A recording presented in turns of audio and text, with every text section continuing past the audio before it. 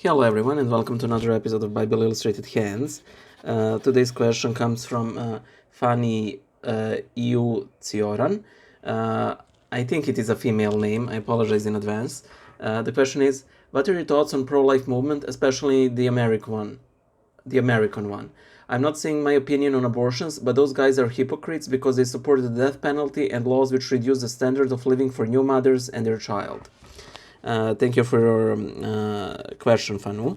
Um, Generally, I'm very pro-American, pro-life movement. Um, Sadly, we have basically nothing of the sort here in Serbia. I mean, the Serbian Orthodox Church does oppose abortions, but you know, it does not approach the issue from the political side. Um, Now, um, I don't mind people who are pro-life to be hypocrites if they support the death penalty. Even though myself, I believe the death penalty should only be reserved for the most atrocious of serial killers, or for example serial rapists. And sadly, very often when I hear about death penalty, it is only a singular murder, and I don't think that the state should be dishing out eye for an eye, you know. So in that regard, I do oppose the death penalty, but do not mind it as regards to serial killers. I've heard one, I believe it was a Catholic priest, who said that while we uphold the sanctity of life, we do not worship life, in the sense that it is not our goal to have absolutely as many children as possible.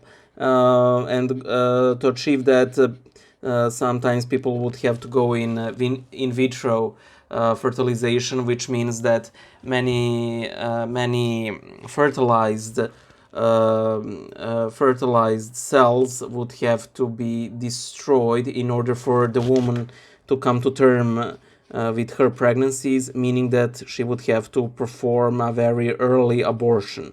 So we do not worship life in that sense, and in like sense, I don't think that we can make the equivalency between abortion and death penalty, because death penalty serves to uphold the normal working of society.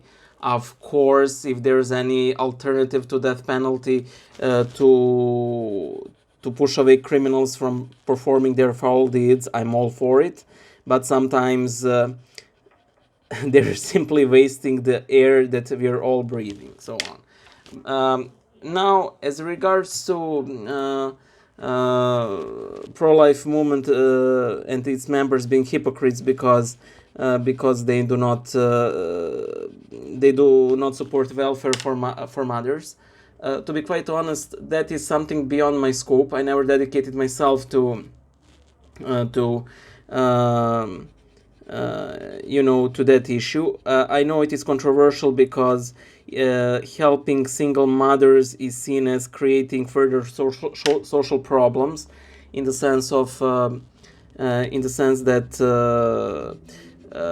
children from single mother homes tend to be more problematic, to underperform, and so on. However, we need to realize that it is never the child's fault, and quite often it's not even the mother's fault. I do not have a solution to that problem, sadly.